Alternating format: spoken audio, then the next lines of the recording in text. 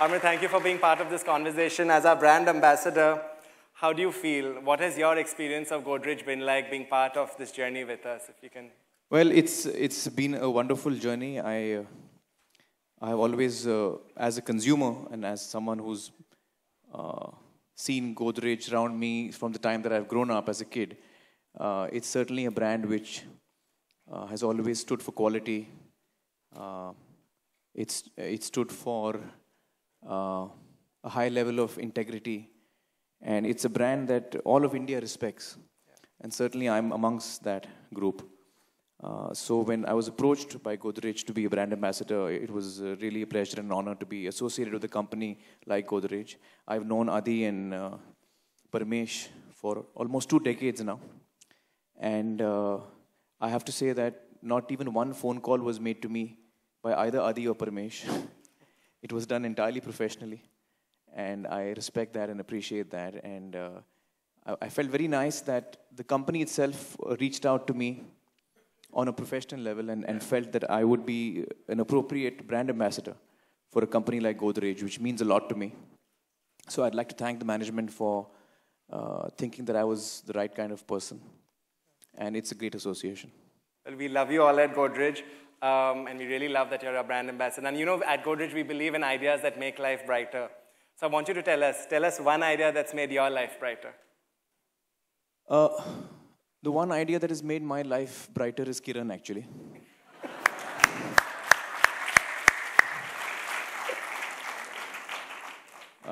Actually, I'm not meaning that as a smart answer. You mean Kiran? I actually mean it. No, Kiran, and as in my wife, Kiran. Yeah. And she's certainly someone who has made my life brighter. And I thank God for having got the idea.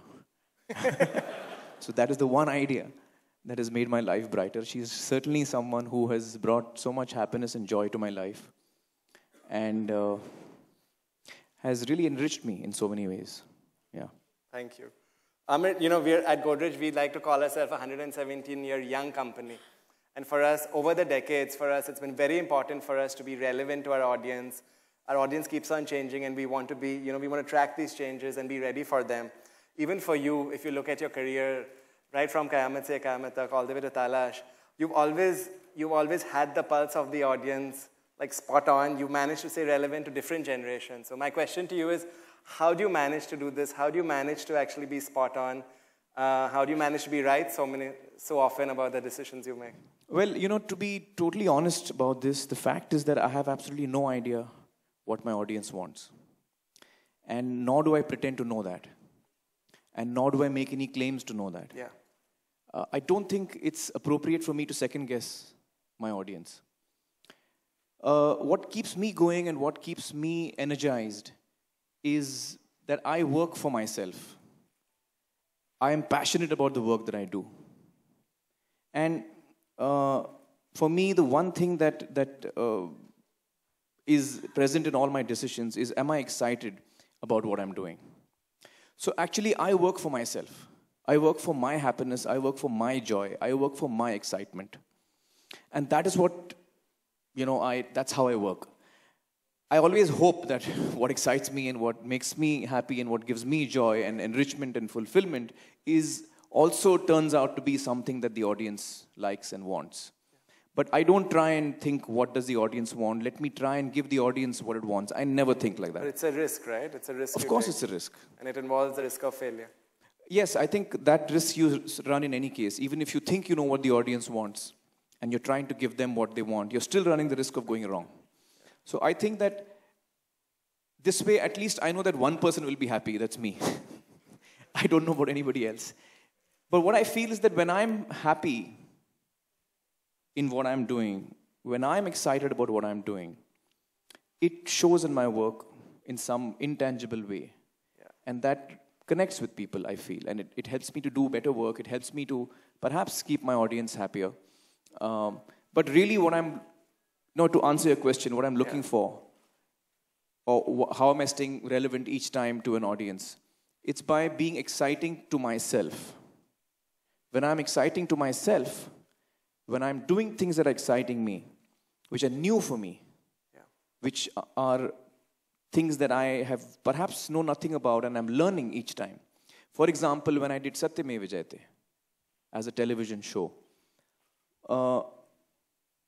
you know, until then nobody thought that a television show would, which is on social issues, would interest an audience of a general entertainment channel.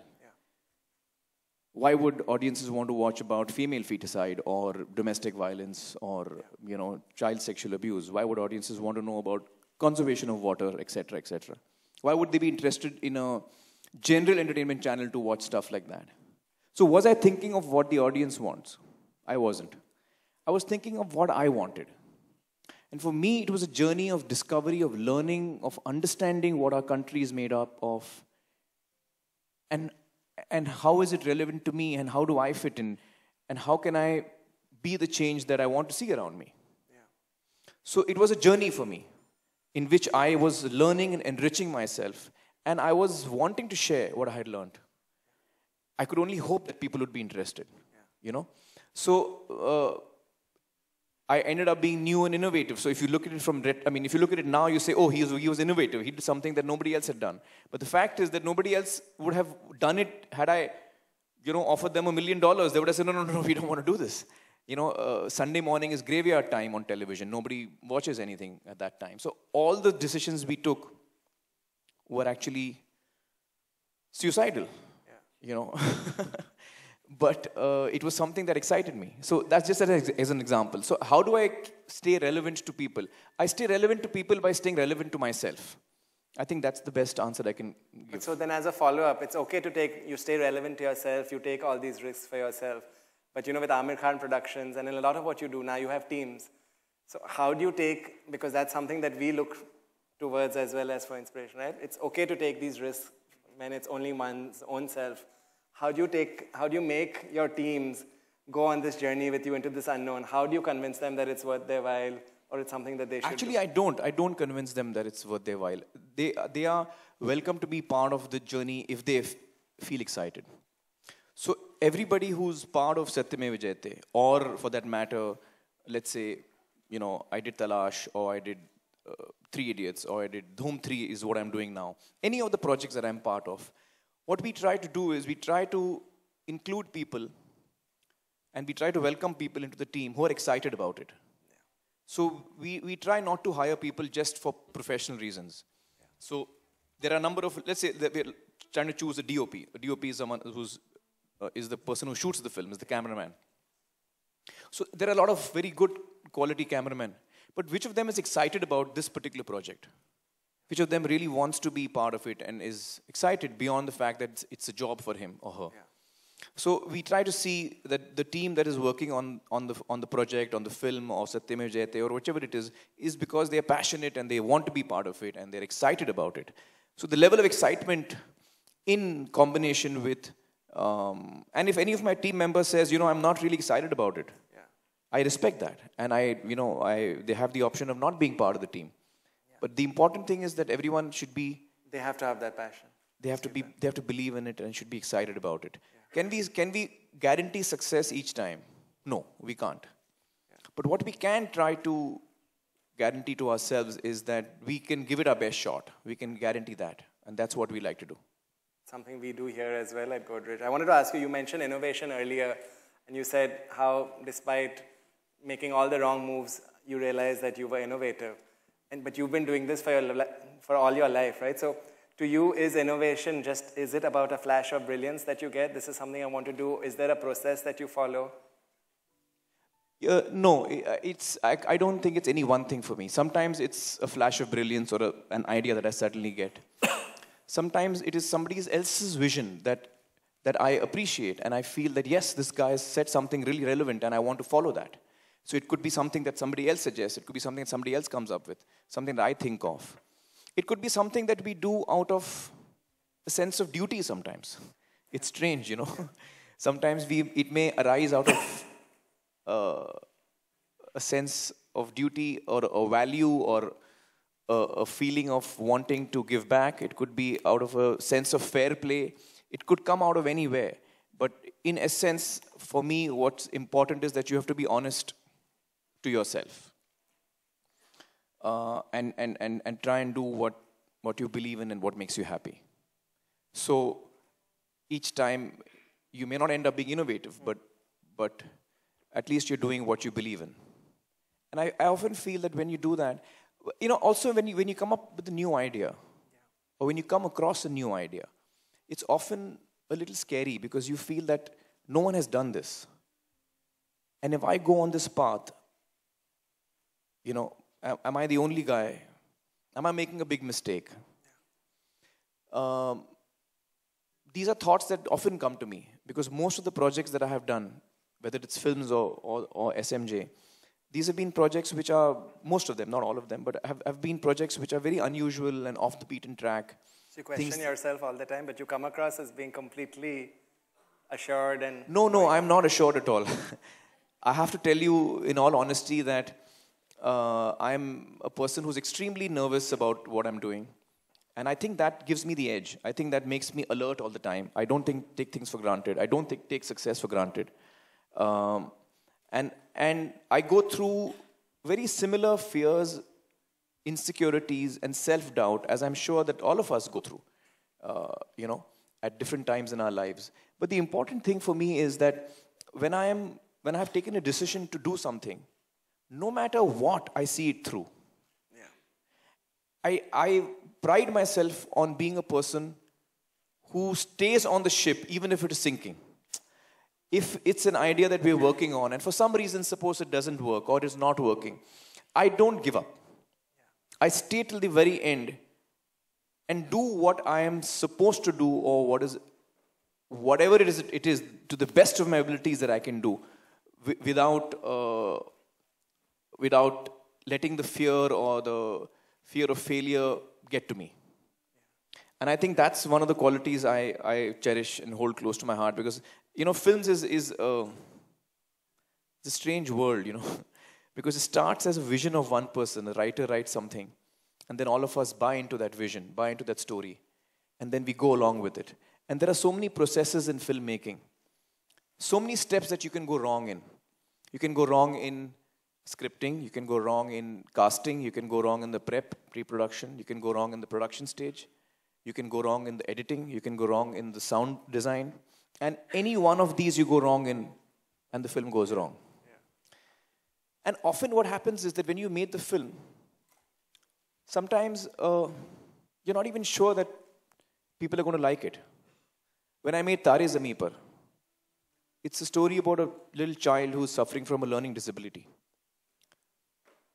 When we saw the film, we felt that here is a film that we set out to make. We have made what we set out to make. But will people appreciate a film like this? Will they be interested in a film like this? We don't know. So that self-doubt or the questioning of whether this is going to work or not remains till the very end. But that doesn't mean that we let go the intensity with which we approach it, and we do whatever we have to do for it.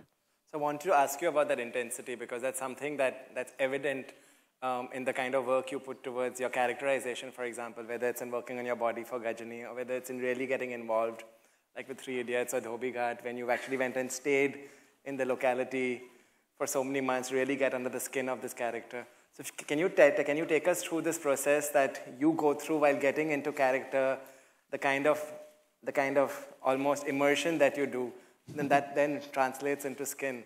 And after that, if you can tell us about what you did to play Sonia for us, and if you went through any immersion. Yeah, actually... That was lovely. The thing is that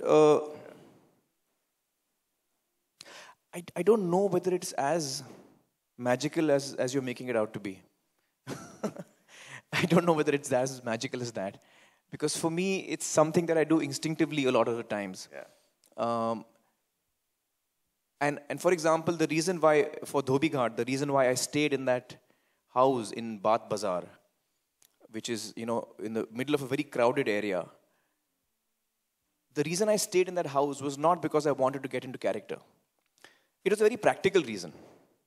The fact of the matter was that, Kiran was shooting a film, which was a very small film,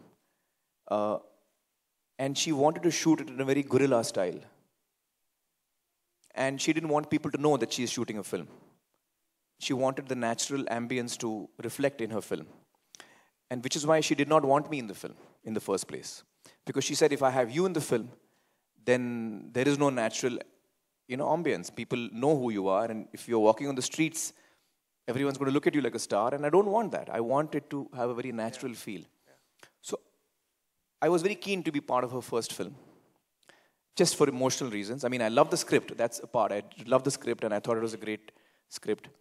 But for emotional reasons, especially, I wanted to be part of her film. And I was most disappointed that she didn't want me in the film.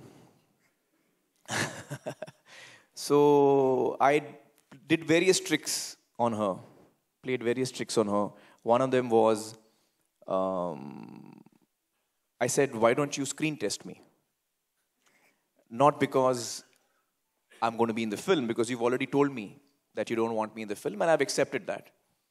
I've finished crying about it for 2-3 days, and now I'm all right with it. So I'm clear that I'm not in the film. But since you're looking for the right kind of casting and you're not finding it, because she was having trouble finding that casting, I said, why don't you screen test with me, and I'll read for both the parts, Munna and Arun. Not because I'm going to play them, but because it'll give you an idea what you can do with the characters. Perhaps it might give you an idea, and then it might help you to select who you want for the film. Munna, there was no way I was going to play in any case because he's an 18-year-old. Of course, I went on to play an 18-year-old in 3 Idiots after that, which is another story.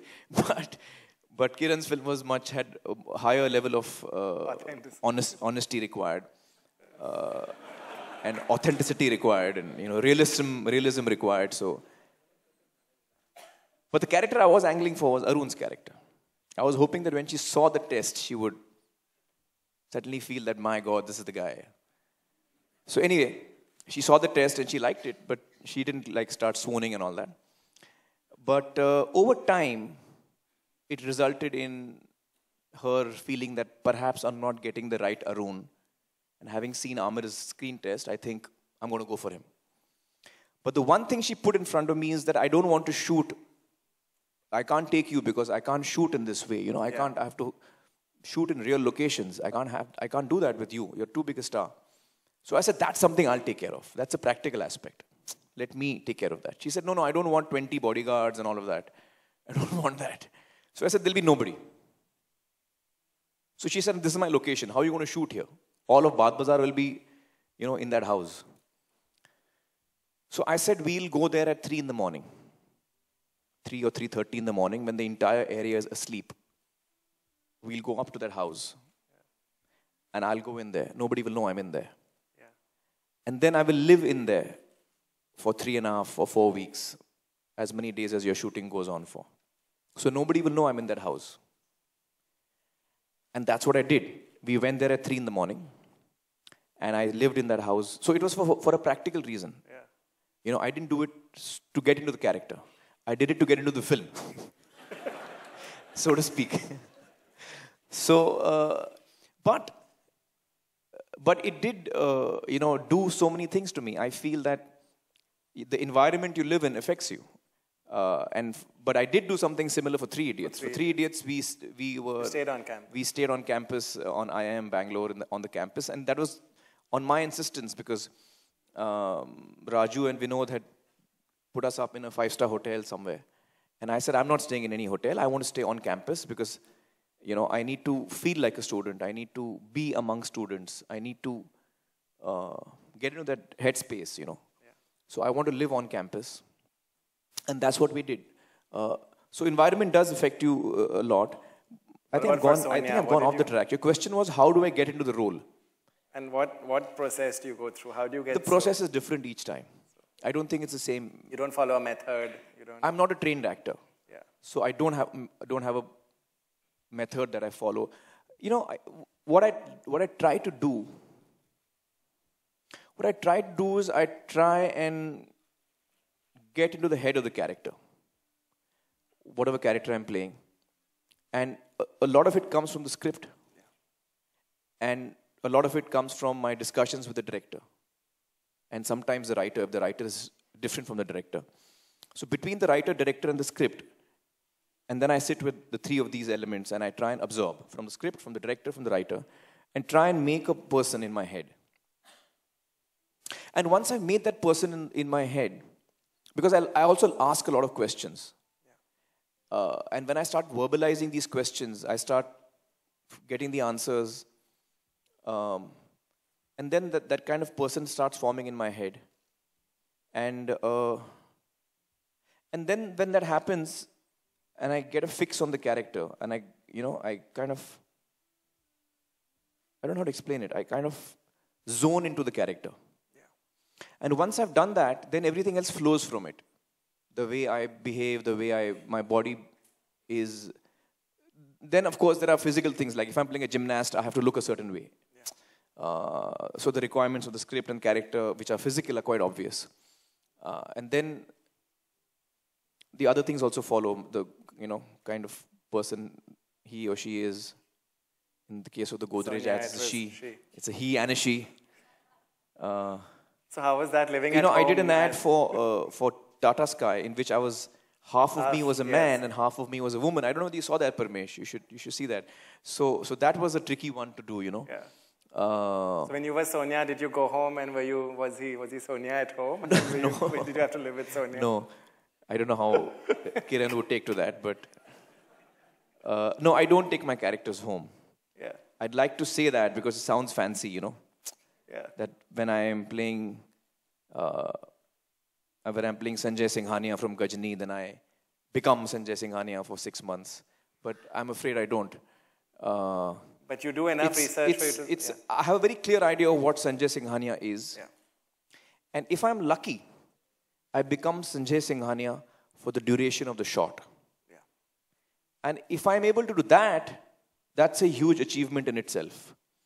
If I become Sanjay Singhania in my own real life, and I start becoming Sanjay Singhania in general, then Kiran will have to take me to a doctor, and I'll start going on medication. So I hope that doesn't happen to me. But just becoming the character for the duration of the shot is itself a huge achievement, I believe. And what I try to do is I try and be in a semi-conscious state when I'm giving a shot. Yeah. So when I say semi-conscious, I mean I'm conscious enough to know my lines. I'm conscious enough to know the instructions the director has given me or the instructions that the DOP has given me. There are certain marks I have to hit.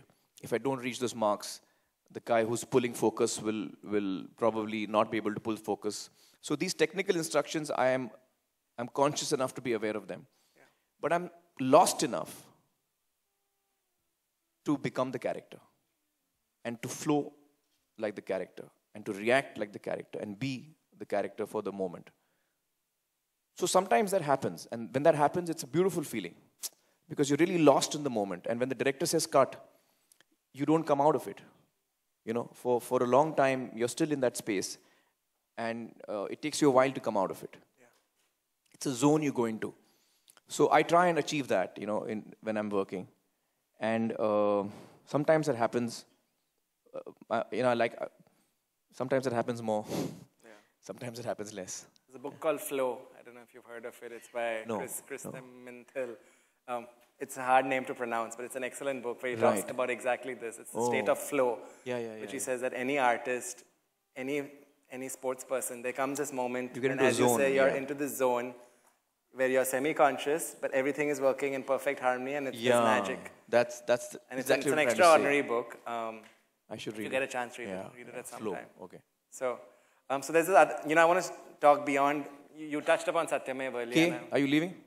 Okay. Bye. So I want to talk beyond your acting because you touched upon Satyamev earlier. Sure. Before that, something to share about Godrej. We've over the past few days, actually ever since we were formed with very passionate, very nationalistic, inspiration. We've always thought of ourselves as more than just a company that sells products and services, and we think of ourselves as a member of society. We think of ourselves as a community of change agents, for example. We've articulated this over the past couple of years in a philosophy called Good and Green, which you might have heard of earlier, but it's something that everything from the products that we make to the way we build our factories to the To way the we work preserve, ethics, yeah. the way we preserve, I mean, we preserve the mangroves, which you saw recently, to even the way we think of employability. So we have several programs, whether it's Vijay, Saloni, Sakhi. We want to empower 1 million Indian youth by 2020. So, you know, there's this thing of, at one level, we're a company and this is what we do, but at the other level, you know, there's something beyond. And we've seen that, and yours has been a very public transformation over the few years. Whereas at one point, of course, you're an actor and a director, a producer, but there seems to be this conscious articulation in very actively going out there and wanting to be something beyond, wanting to create a better India, wanting to put yourself out there and articulate, saying, this is what we can do. So I want to ask you about your inspiration towards this very public journey. I mean, what inspired you? How did you go on this path? I don't know. You know, I don't know. It just makes me happy. It's as simple as Yeah. I feel that I feel that when you are doing social service and you're trying to contribute to society or nation building because you want to help others, that's a great emotion. I think that's a great emotion to want to help others and to contribute to their lives and to make their lives better. But that's not why I'm doing what I'm doing. I'm doing it because it makes me happy. And as a byproduct, I hope I'm helping people. But if I have to be really honest, I don't know how else to be. It really makes me happy to do what I'm doing. And that's how I am. You know, I am afraid I cannot say that I'm doing it for somebody else. I'm spending my time in a particular way. Yeah. And all these decisions are made by me on a very instinctive level and on a very emotional level, to be very honest, because that's the kind of person I am. And often it is the reason, what is driving me often is the feeling that, you know, is most instinctive to me and something that makes me happy. So it makes me happy if I can actually make a difference in anybody's life. It makes me really happy, and that's the only thing that I want to do. But it has an, and that's why I'm doing it. It has a tremendous impact, whether it's with the Claim Like a Time or whether it's with, I mean, you've seen with the show as well, right? I know, I hope so. But what I'm saying is that it's the drive is you. Yeah, the driving factor in that is me wanting to do what makes me happy. Yeah. And me, you know, living the way that I know how to live.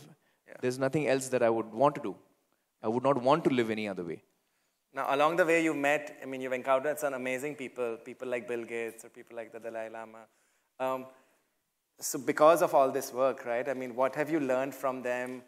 Can you share any moments? Can you share any examples? Because a lot of them do very scalable, large level interventions. And say Bill Gates, for example, his interventions have in healthcare revolutionized our country, right? Sure. What have you learned from them? I have to be, well, if I have to be totally honest, then I have to say that when I've met, you know, someone like Dalai Lama or Bill Gates, I've met them for very brief times. Yeah. So in that brief interaction, what I've felt is that here is a person, here is a man who's extremely sharp, who's extremely focused, and who's able to do what he or she wants to do, has a lot of drive in what he or she wants to do. I can see that he or she is very intelligent. And that is all I'm afraid I can gain from them in the short interaction that I have with them. Yeah. Yeah. But actually, if I have to tell you who I've gained from, then it is the maximum that I've gained in my life has been in the last 3 years when I've been doing Satyameva Jayate. And in the process of doing SMJ, the ordinary people that I have met from different corners of the country have taught me so much. It's unbelievable. Yeah. Absolutely unbelievable. And I go through, you know, what you see on television in the program finally is around 68 or 70 minutes of footage in which you see and meet certain people who I talk to or whose lives I show you through, you know, like a video footage. But there are many more people who I interact with and I encounter in the research. Yeah. And not every story makes it in the final cut. Yeah. But every story contributes to that final story, whether it's finally there in the final cut or not. Yeah. So that journey of that process of mine of meeting these people because my team does a lot of research, and I go through every tape. I go through every interview that they have taken. And watching it in these 3 years has been my biggest learning. Farmers, women, scientists, social scientists, activists, people sometimes from political life, ordinary housewives, different people, students. And I've learned that has been the most enriching process for me, I feel. So I've met, as you pointed out, some really great minds, but I don't think I've spent enough time with them to really gain that much from them. But I have gained from people who we don't ordinarily assume is someone who you could learn from. But I think I've learned a hell of a lot from them. I mean, from the dignity that with which a person speaks after a person has been through the worst experience in life. The worst experience that you can imagine for yourself. Almost like a nightmare. Something that you've been through is something that is your worst fears come true. And when that is happening to you, you feel this can't be happening to me. This has to be a nightmare. But it is happening to you. And then that person speaks about and shares that experience with us in our research. And when that person speaks with so much dignity and so much innocence, if that is the right word I can use, it just blows you. It just makes you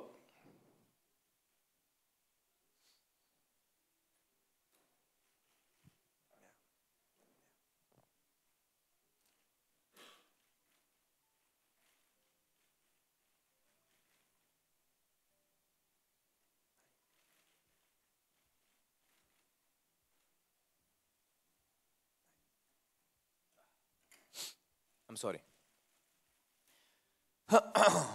I think we should change the topic. Okay. So, don't be alarmed, I cry very easily. I know what you mean because... So, I think, when I come across people like this, it just shakes me completely. And it makes you... it makes you marvel at human beings. And it humbles you. And it's a big learning experience, I feel. My experience in these last 3 years have also both depressed me, broken me, and has inspired me and made me stronger. Yeah. Because when you look at certain situations that we go through, you feel, it can't get worse than this. Is this what we want our society to be? So it depresses you and it breaks you. Because I've seen the worst, of human behavior in these last 3 years, and the best in my research. Yeah. So it shatters you and breaks you, and at the same time it builds you, and it makes you stronger and makes you realize that there are people with such strength and dignity in them that it's extremely inspiring. So for me, the big journey for me has been in these last 3 years, and the big learning, and I've really felt enriched as a result. So my biggest learning has not been from Bill Gates and his holiness, but from ordinary people that I've come across. And that's the fact of the matter. Yeah, that's incredible. I want to just ask you one more question. Aamir, you've been spending a lot of time with us at Godrej. You've seen a lot today already. As our brand ambassador, what final message? There's about 400 people in this room, and there's thousands watching at our factories and offices all over India. What is your message to all of us at Godrej? I think that what Godrej is doing is wonderful. I think that the values that you all work with are really wonderful, and it's great to be a part of this family. I think what you all are doing is wonderful, and you all should continue to do that. I think, for each one of us, I think if we just follow our hearts and not compromise on our values and beliefs. And for me, one of the biggest emotions is caring. If we can work with people, if you're able to care for people, you know, because success and failure is part of life. Your bank balance or what your profit is, or what is the worth, financial worth of each one of us or the company or any individual for that matter is good. But I think what matters, at least to me, most is you know, how caring you are to another person, and the manner in which you conduct yourself with the other people. And I think that Godrej has stood for that all along as a company. So you know, you should just, I have no advice actually. You should just do what you're doing. Yeah. You're being awesome. Thank you. Thank you. Thank you. Everyone, Aamir Khan, thank you for coming and being part of this conversation. It's been a pleasure. It's been a real pleasure. And sharing this. If I can please invite Mr. Adi Godrej, Chairman of the Godrej Group, we know him as ABG, on stage to do a vote of thanks. Yes. Aamir, I wanted to thank you for taking the time off and spending the afternoon with us, meeting all our people, meeting our business partners, meeting the young children who participated in the contest. Thanks a million for taking the time off. Thank you for being a great brand ambassador. I wish you all the very best in your endeavors.